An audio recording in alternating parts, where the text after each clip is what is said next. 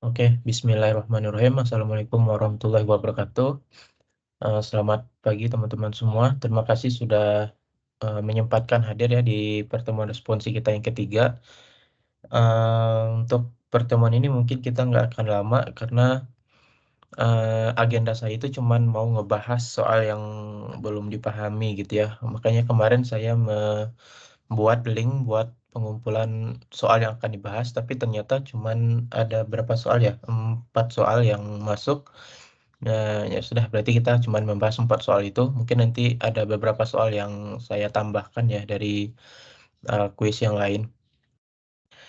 Eh, Sebelum kita mulai, saya mohon maaf dulu. Mungkin di minggu-minggu akhir perkuliahan ini nggak akan terlalu aktif membantu teman-teman nanti menjawab pertanyaan atau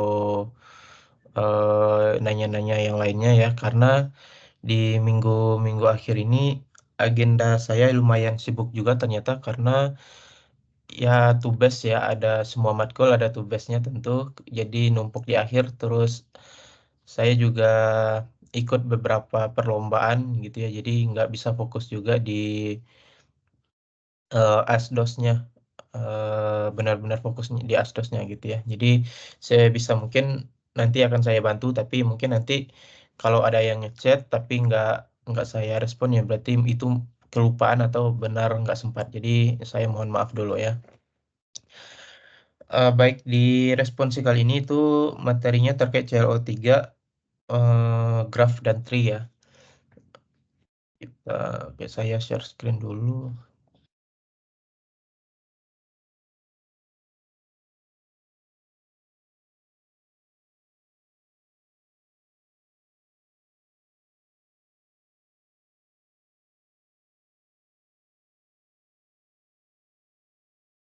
Oke, share screen-nya kelihatan.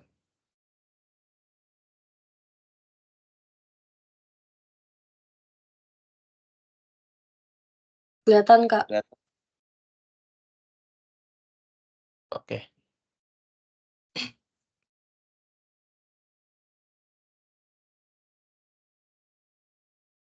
Oke, yang soal pertama ini eh, menentukan banyaknya subgraf perentang ya yang berbeda dari graf ini.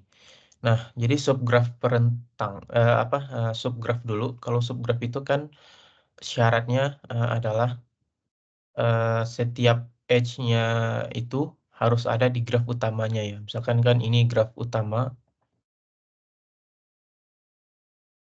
Misalkan nanti saya punya graf seperti ini, V2 sama V4. Udah aja gitu terhubung gini. Nah, ini kira-kira termasuk subgraf dari graf utama ini nggak?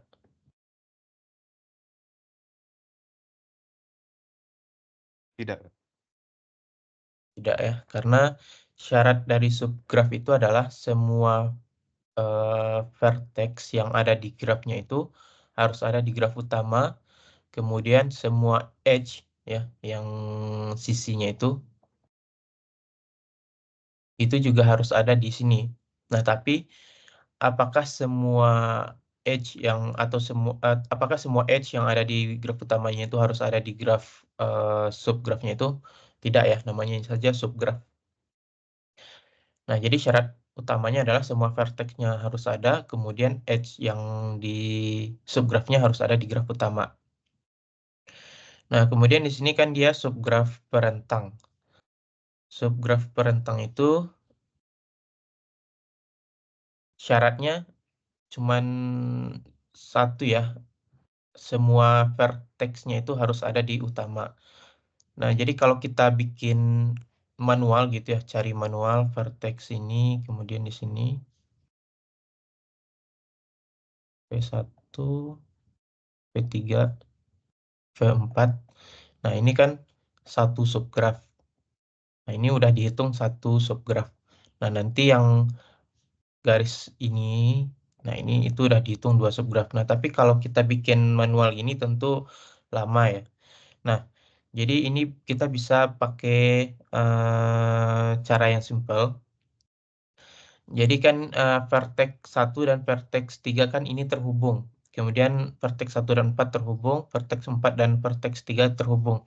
Cara mencarinya adalah vertex 1 dengan 3 itu cuma ada dua kemungkinan, dia terhubung atau tidak. Ya, cuman ada dua kemungkinan itu. Dia terhubung dengan vertex 2 atau tidak. Begitu juga dengan vertex 1, vertex 1 dengan vertex 4 itu kemungkinannya terhubung atau tidak gitu ya. Jadi ini misalkan saya kasih nama H1, ini E2, ini E3. Jadi kemungkinan E1, E2, E3. Nah, E1 itu kemungkinannya cuma dua. Dia terhubung atau tidak. Kemudian E2 juga ada dua kemungkinan, terhubung atau tidak. E3 juga begitu, ada dua kemungkinan juga terhubung atau tidak. Jadi ini pakai prinsip perkalian ya. Jadi ini dikali hasilnya 8 ya. Jadi dapat kita lihat kalau kita ingin mencari subgraf rentang itu rumusnya cukup gini aja, 2 pangkat H-nya. 2 pangkat banyaknya H ya. Nah, karena di sini banyaknya H-nya itu adalah 3, berarti dia 2 pangkat 3, itu 8. Nah, cara simpelnya gitu. Karena kalau kita cari satu-satu subgraf, kita bikin satu-satu subgraf rentangnya tentu banyak ya. Ini mungkin masih sedikit 8, tapi kalau udah puluhan nanti tentu agak ribet juga. Tentu juga harus perlu ketelitian. Jadi rumus singkatnya adalah 2 dipangkat banyaknya H. Karena di sini 3, itu 2 pangkat 3, 8. Oke, sampai di sini paham atau perlu diulangi?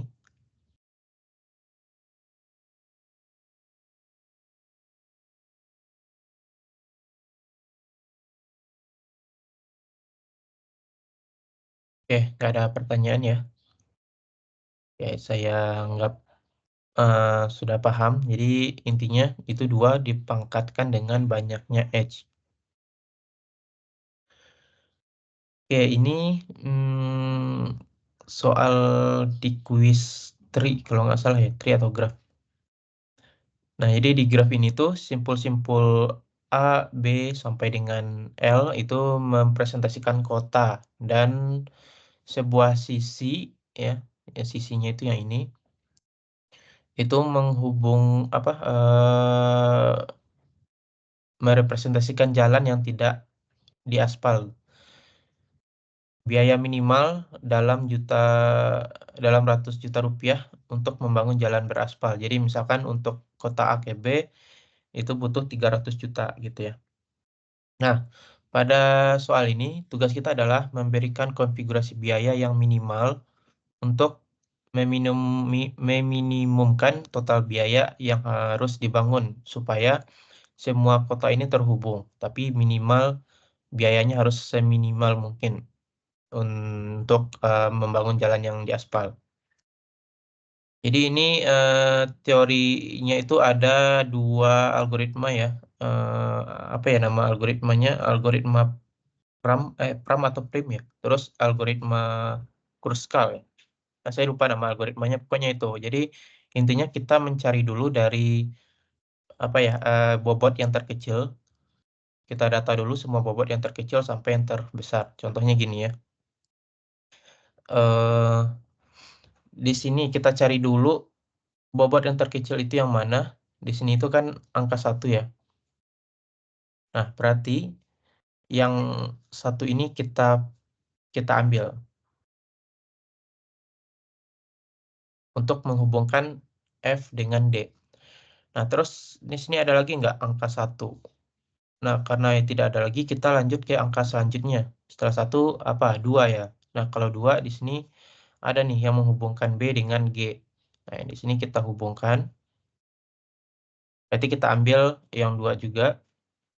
Em, terus angka 2 lagi, ini ya, I dengan L, kita hubungkan juga. Pokoknya semua edge-nya itu harus terhubung ya. Setelah angka 2 udah habis ya, lanjut ke angka selanjutnya, angka 3. Di sini ada, kita hubungkan A dengan B. karena A belum terhubung sama sekali ya dengan edge yang lain.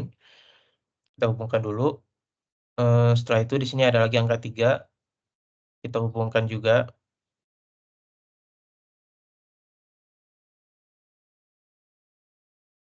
Angka 3 terus apalagi angka 4. Nah, di sini kan ada angka 4, tapi A itu sudah terhubung dengan B, kan A ini menghubungkan dengan F ya. Nah, apakah perlu kita hubungkan lagi? Ini tidak apakah perlu atau enggak? Perlu ya, karena A itu terhubungnya masih dengan A, B, dan G. Dia belum terhubung dengan F dan D, jadi di sini perlu kita hubungkan. Nah, jadi 4 ini dipakai. Jadi, di sini dia itu terhubung D, F, A, B, dan G. Sehingga D ke G ini nggak perlu lagi, ya karena dia sudah terhubung, ke F, ke A, ke B, dan ke G. Terus ada lagi nggak angka 4, yang di sini ada lagi tuh. Jadi kita hubungkan juga.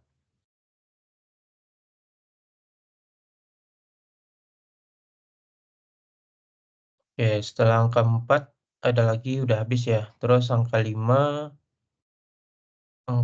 nggak ada, angka 6, oke angka 6 ini ya.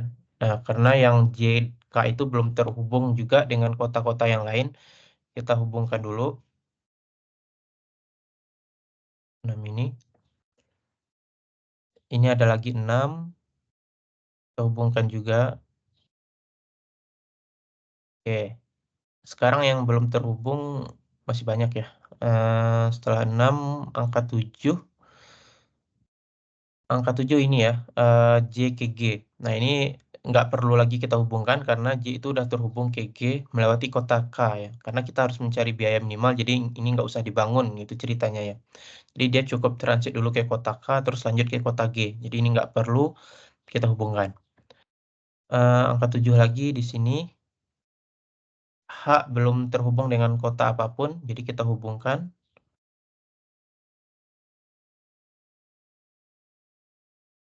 Ini 7 juga ya, 7 karena D udah terhubung dengan G melewati beberapa kota, jadi nggak usah. Ini dihapus dulu biar nggak ragu. Nah, setelah 7, angka 8. 8 berarti kan F dengan J udah terhubung belum ya?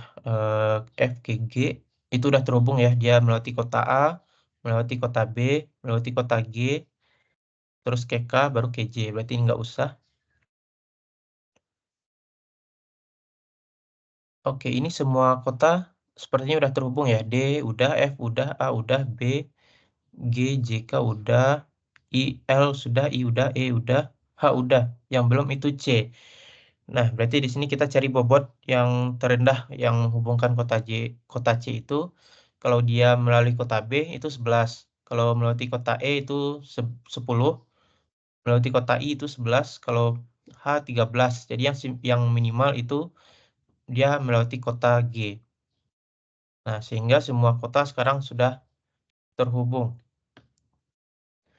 Nah, kalau sudah terhubung ini kita jumlahkan saja nih bobot-bobotnya itu.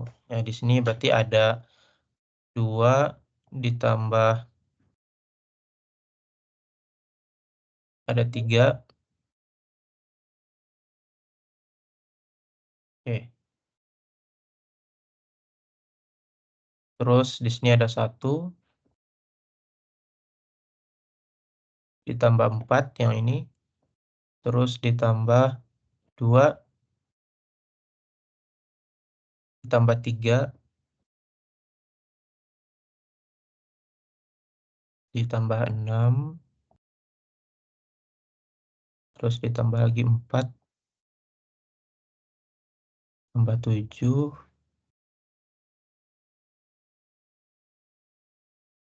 tambah 9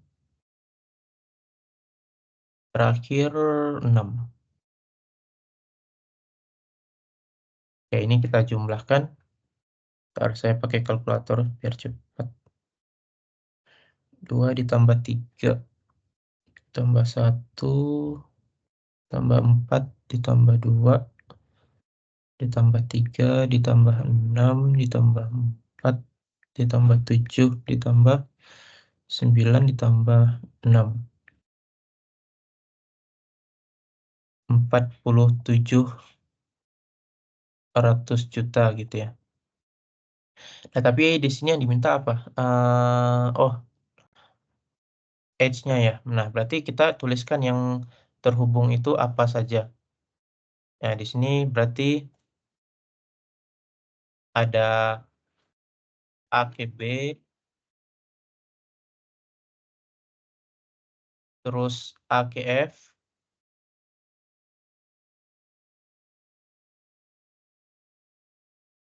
FKD atau DKF itu bebas sama aja. Apalagi ya, BKG,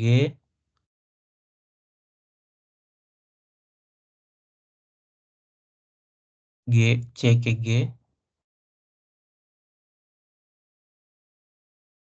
JKK,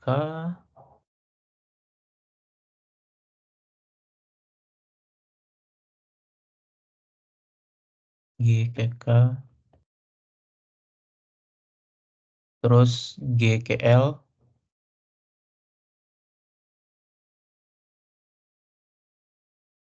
HKL,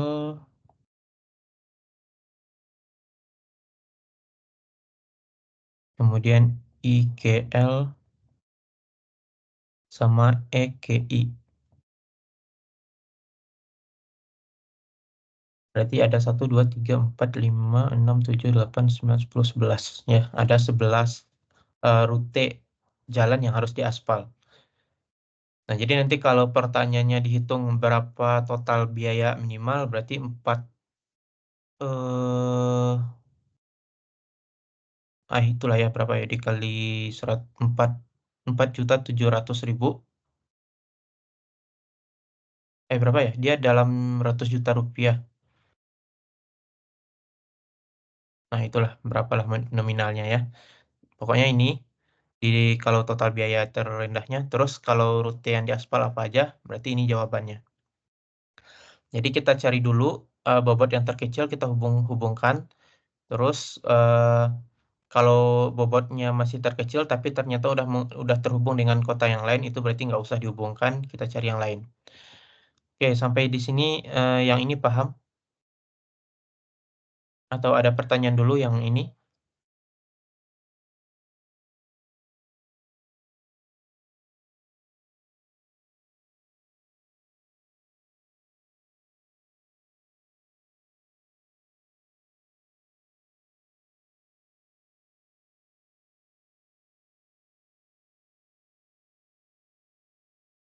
Oke, nggak ada pertanyaan ya. Berarti saya anggap sudah paham. Jadi intinya kita cari dulu bobot terkecil, kemudian kita hubungkan. Kalau dia itu masih bobotnya terkecil, tapi sudah terhubung dengan kota lain, berarti nggak usah. Kita cari bobot yang berikutnya gitu ya. Oke, kita lanjut. Nah, di sini eh, seorang penjaga penitipan anak menitipkan 7 anak, yaitu ada A sampai G. Nah, penjaga ini harus menentukan banyaknya loker minimum yang akan diberikan kepada setiap orang tua sebagai tempat penyimpanan peralatannya gitu. Nah, anak-anak ini tidak setiap waktu berada di penitipan. Mereka datang dan pergi tergantung dari pesanan orang tuanya. Karena loker di tempat tersebut itu bersifat terbatas dan harus digunakan sehemat mungkin, penjaga tersebut diminta untuk menentukan jadwal pemberian loker kepada setiap orang tuanya. Nah, di sini contohnya di sini jam 7 sampai jam 12 itu diisi sama anak A. Kalau yang B itu cuman di jam 8 dipakainya mungkin sampai jam 9 gitu ya. Kemudian yang C jam 8 sampai 9. Ini saya lupa cara cara cepatnya bagaimana atau cara yang benarnya gimana. Cuman kalau dulu saya kuis itu gini gini aja simpelnya. Kalau jam 7 itu kan ada 3 anak yang make. Terus jam 8 ada 3 anak yang make nih. Ada si A, si B, dan si C. Nah, jam 9 itu ada 4 anak yang make, jam 10 ada 4 anak yang make, ini 3 anak, ini 2. Nah, di sini diambil saja angka yang terbesar. Nah, di sini angka terbesar kan 4. Berarti dia ada 4 loker minimal yang harus ada. Karena, secara logikanya mungkin gini saja ya, di jam 7 itu cuman 3 anak yang make, terus jam 8 ada 3 lagi, jam 9 ada 4 bertambah satu ya. Di sini jam 9-nya si A, si C, si D, dan si F. Kemudian di jam 10 masih dipakai sama si A, masih dipakai sama si C. Nah, tapi si D nggak make lagi, kan bisa dipakai ya sama si G. Nah, si F tetap make, gitu. Nah, jadi minimal 4 loker. Nah, secara simpelnya mungkin begitu aja ya. Jadi kita hitung jumlah anak yang pakai tiap jam, terus kita cari angka yang tertingginya. Ya udah, berarti itu minimal loker yang harus tersedia oleh si penjaganya. Oke, sampai di sini paham? Ada pertanyaan dulu?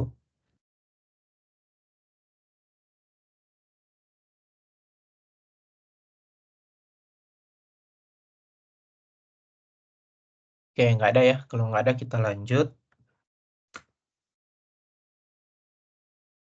Nah, ini lintasan Euler ya sama Hamilton. Ntar, lintasan kalau lintasan itu dia apa ya?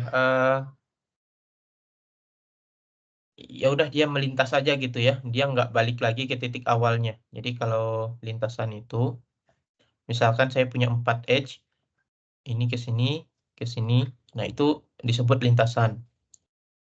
Nah, tapi kalau dia balik lagi ke titik awalnya itu berarti bentar. Yang dia tidak balik ke oh ya benar. Bentar, saya agak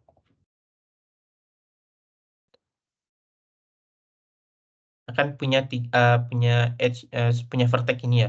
Nah, misalkan di sini ada edge yang menghubungkan 3 vertex ini. Nah, ini disebut dengan lintasan karena dia tidak kembali lagi ke titik awalnya. Tapi kalau dia kembali lagi ke titik awalnya itu udah disebut dengan sirkuit. Nah, itu. Simpelnya gitu. Kalau yang Hamilton, bentar yang Euler dulu. Yang Euler saya lihatkan di sini untuk teorinya. Bentar. eh,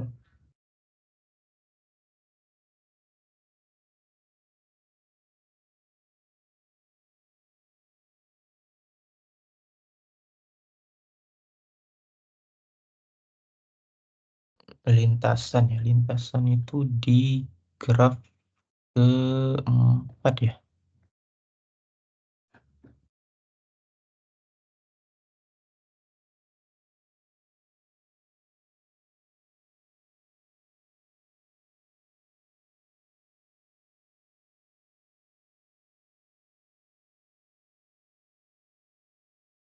Bentar, yang Euler itu dia di graf ke berapa ya? Saya lupa.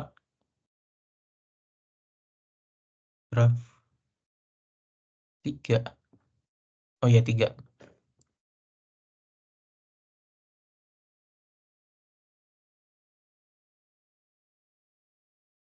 Mana ya?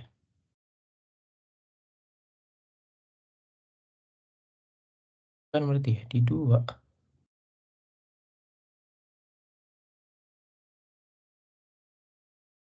Ya, ini.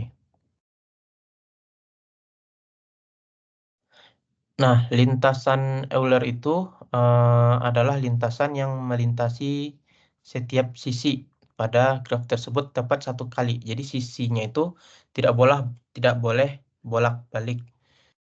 Terus kalau eh sirkuitnya ya udah berarti dia dari titik awal kembali lagi ke titik akhirnya, tapi tidak boleh melewati satu sisi yang dia itu bolak-balik.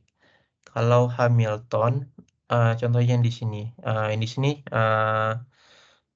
yang Euler, yang G1 ini lintasan Euler ya, karena contohnya di sini katanya ke satu, kedua, ketiga, kemudian lagi ke satu, ke empat, ketiga. Jadi semua sisinya itu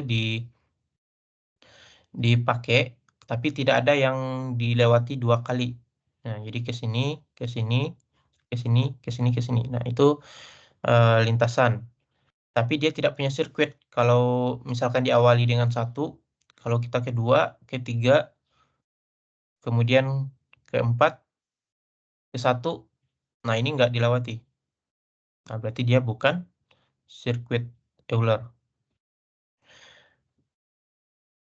Kemudian kalau Hamilton melewati setiap simpul tepat 1 kali. Nah, kalau yang Euler tadi dia harus melewati setiap sisinya tepat 1 kali. Kalau yang Hamilton dia harus melewati satu simpul tepat 1 kali. Nggak boleh 2 kali melewati simpul. Kalau sirkuitnya yaudah berarti dia dari titik awal ke titik akhir itu tetap melewati untuk setiap simpulnya itu semuanya 1 kali. Contoh dari 4, contoh yang ini berarti bukan sirkuit ya, karena kalau dia dari 4 ke 1, kemudian kedua, ketiga, nah dia balik ke 4 itu nggak ada lagi jalannya, dia harus lewat balik ke 1. Nah itu kan berarti yang titik 1 itu dilewati 2 kali, itu nggak boleh. Nah, simpelnya itu ya, yang Euler sama Hamilton. Atau ada beberapa persyaratan di sini untuk cara cepatnya. eh,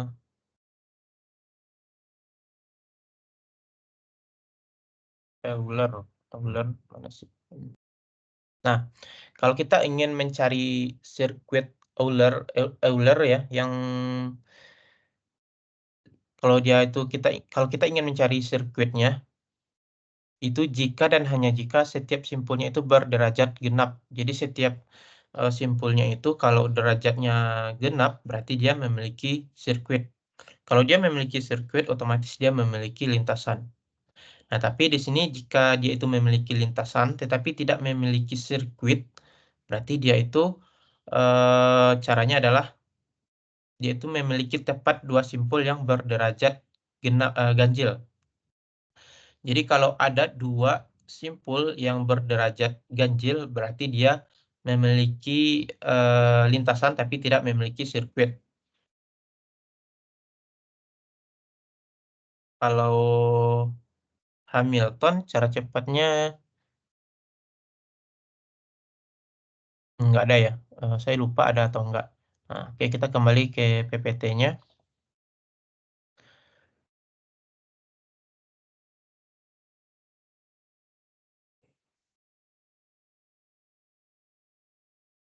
Oh, nggak bisa dihapus ya.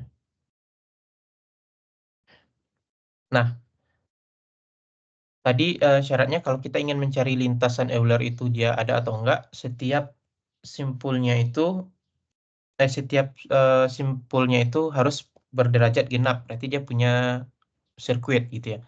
Nah, kalau yang A, kita lihat dulu dari A itu dia ada genap ya. 2 ini. Terus C juga genap. Simpul B juga genap. Ada 4 edge gitu ya. 1, 2, 3, 4. Yang D juga 4. Yang E-nya juga 4 berarti masih genap. Yang F-nya juga genap ya. Ada 4 juga. Yang G-nya juga genap. K-nya juga genap. H-nya juga genap. I-nya juga genap. J-nya juga genap. Berarti dia punya punya sirkuit. Ya, kalau dia punya sirkuit, dia otomatis punya lintasan ya. Berarti ini nggak benar ya, untuk nomor 1. Nomor 2 punya lintasan Euler tapi tidak punya sirkuit. Ini juga salah ya, karena dia tadi punya sirkuit. Berarti di sini nomor 3 benar.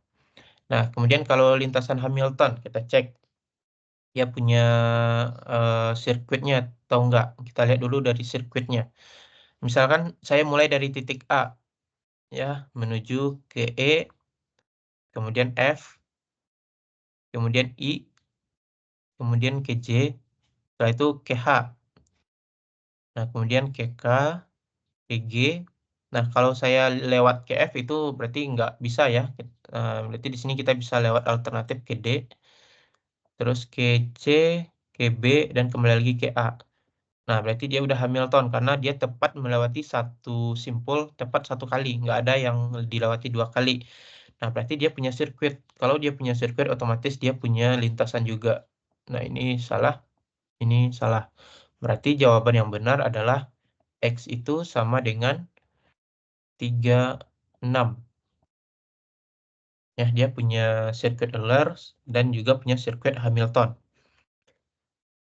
Oke, sampai di sini ada pertanyaan dulu.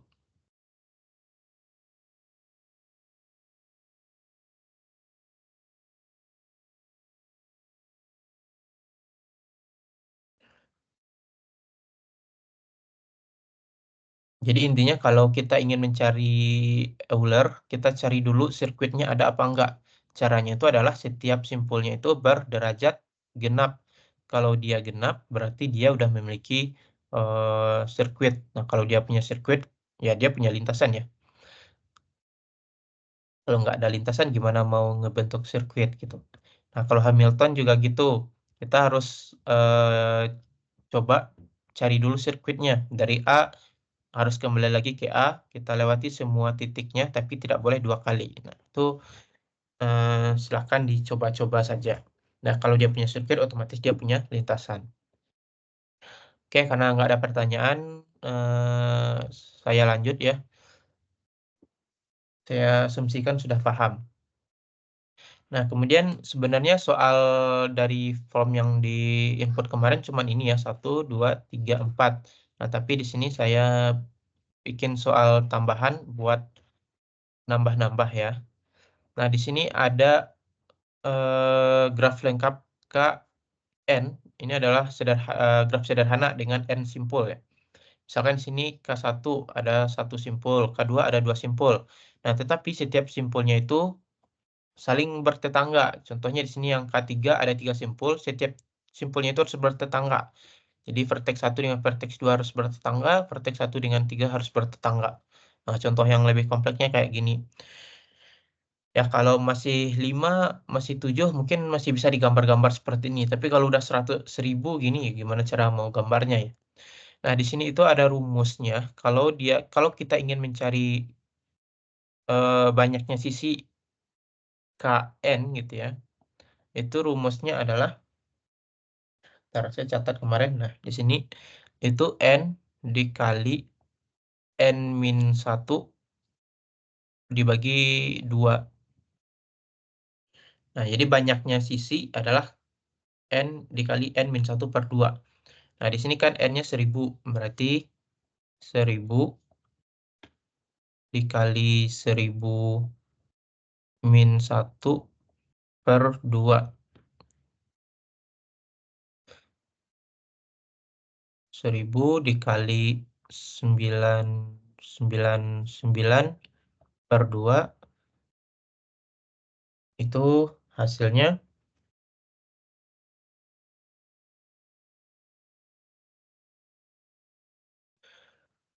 999, ya dibagi 2, kalau pakai kalkulator hasilnya 499.500.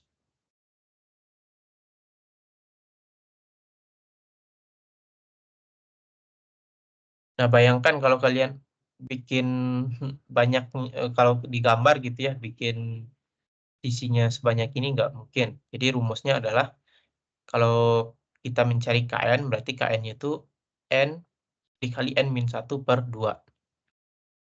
Oke, nah itu untuk mencari KN. Terus ada lagi yang tipenya W. Nah, kalau WN itu cukup dikalikan 2. N dikali 2 atau 2N. Nah, contohnya di sini ya, 3, 1, 2, 3, 1, 2, 3, 4. Ada 4 simpul, berarti sisinya ada 8. Kita cek, 1, 2, 3, ada, bentar, WN.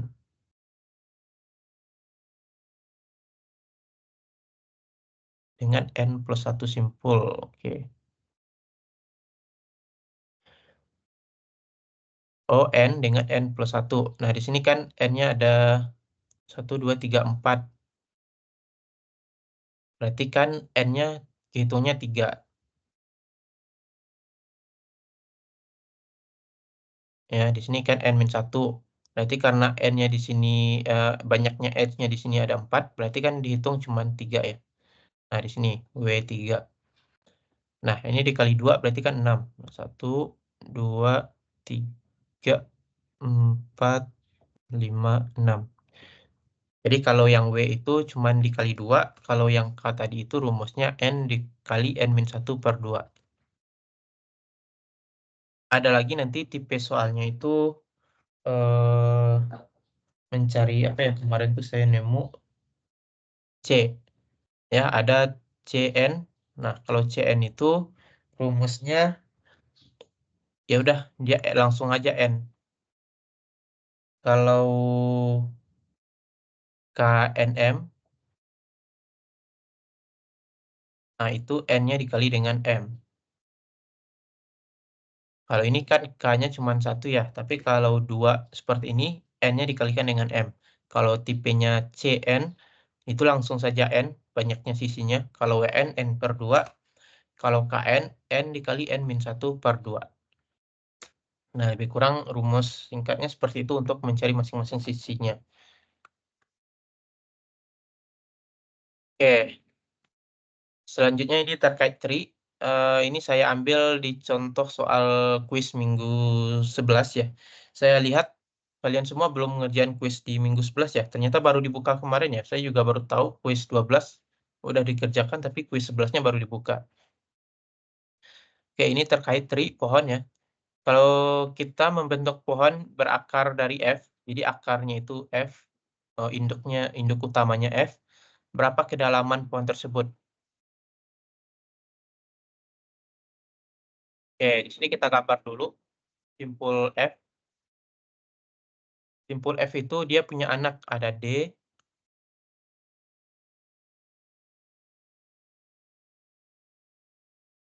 ada G, sama ada H. Kemudian si E, oh bentar, ada lagi ya, ada E. Di 1, 2, 3, 4. Oke, benar. Nah, 4 itu, yang E itu dia ada anak lagi, ada C. Nah, C itu dia ada anak lagi A sama B.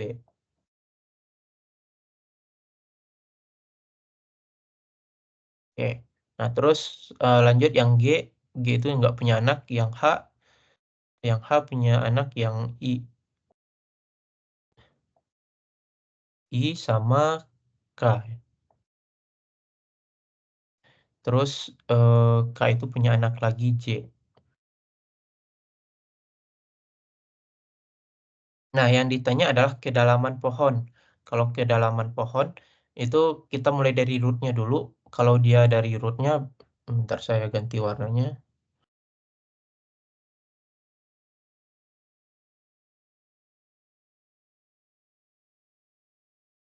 Kalau dia dari rootnya atau yang utamanya itu dihitungnya 0. Kalau di tingkat yang pertamanya ini, itu 1. Terus ini 2.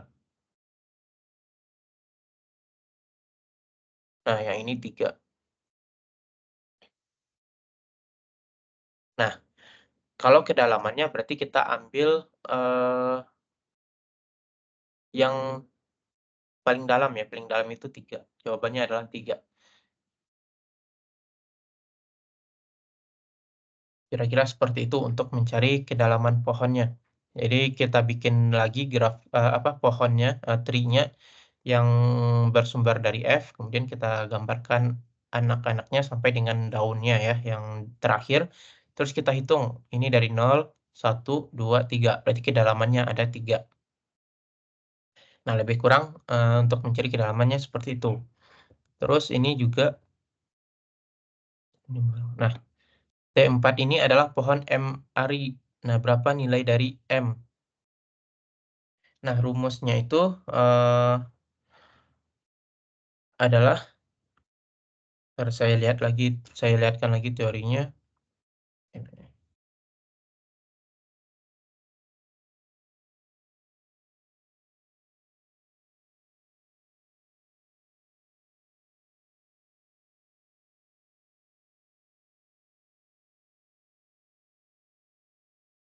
Ini ya yang M ari. Nah, M ari itu pohon dikatakan M ari bila akar dan setiap simpul di dalamnya itu paling banyak M anak. Nah, bentar. Nah, contohnya di sini yang T1 itu disebut dengan binary tree atau biner penuh gitu ya. Jadi dia itu punya masing-masing cuma 2 anak. Ada dari root-nya dia cuma punya 2 anak, terus yang ini ada 2 anak lagi, ini punya 2 anak lagi. Jadi maksimal dia itu cuma ada 2 anak, ini disebut dengan binary tree. Kalau kalian nanti di semester 3 di semester 3 itu ada mata kuliah analisis bukan, struktur data. Nah, struktur data itu kepake yang binary tree. Jadi nanti kalian ngoding, bikin struktur dari data menggunakan tipe binary tree ini.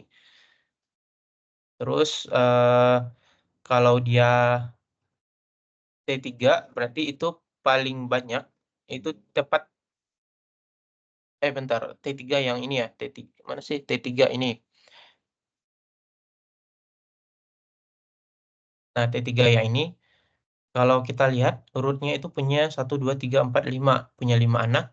Nah, ini ada lagi anaknya, kita hitung lagi, 1, 2, 3, 4, 5, 1, 2, 3, 4, 5. Nah, karena setiap anak dan parent-nya itu memiliki anak, 5, jadi dia itu disebut dengan 5 ari, gitu. Pokoknya kita hitung maksimal dari jumlah anaknya itu berapa. Nah, itu cara mencari M ari.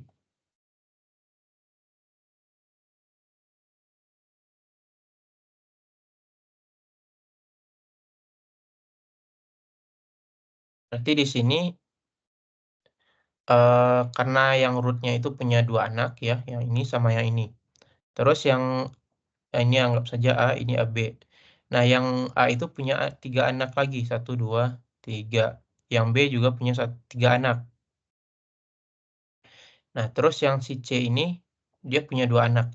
Nah, karena maksimal itu ada di B dan si C ya, ada di B sama si A, masing-masing dia 3 anak, berarti ini disebut dengan 3 ari. Nah, jadi jawabannya nanti nilai M itu adalah 3. Nah, itu untuk mencari, M ari. Kita hitung jumlah anaknya yang paling banyak, nah itu adalah arinya ya. Oke, selanjutnya jika kita membentuk pohon yang berakar dari E, mana E yang ini ya, berapa banyak daunnya? Ya udah, kalau daun berarti kan yang paling bawah ya. Ya udah, ini kita gambar lagi. E itu punya anaknya F, punya anak B, punya I, sudah. Kemudian di F nggak ada, yang B ada C, ada D,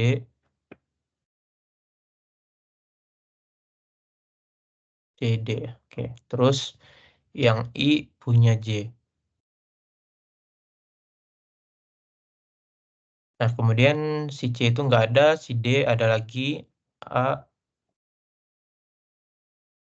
G, H. Nah, tinggal kita hitung. 1, 2, 3, 4, 5, 6. Berarti jawabannya adalah 6. Nah, untuk mencari daunnya gitu ya. Jadi nanti dikasih apa, tree, terus kita disuruh ngegambar tree, misalkan dari B, terus berapa daunnya, berapa tingkatnya, berapa tingginya gitu. Nah, itu biasanya soalnya munculnya begitu, begitu. Oke, sampai di sini ada pertanyaan dulu sebelum diakhiri. Karena materi graf sama tree ini, eee, bisa dibilang lebih mudah ya dibandingkan dengan materi CLO2 yang teori bilangan. Teori bilangan atau apa ya, materi CLO2 itu lumayan rumit, jadi CLO3 ini udah lumayan ringan seharusnya gitu ya. Karena saya lihat hasil kuis teman-teman semua juga pada banyak nilainya juga tinggi-tinggi ya. Oke, sampai di sini ada pertanyaan dulu sebelum diakhiri.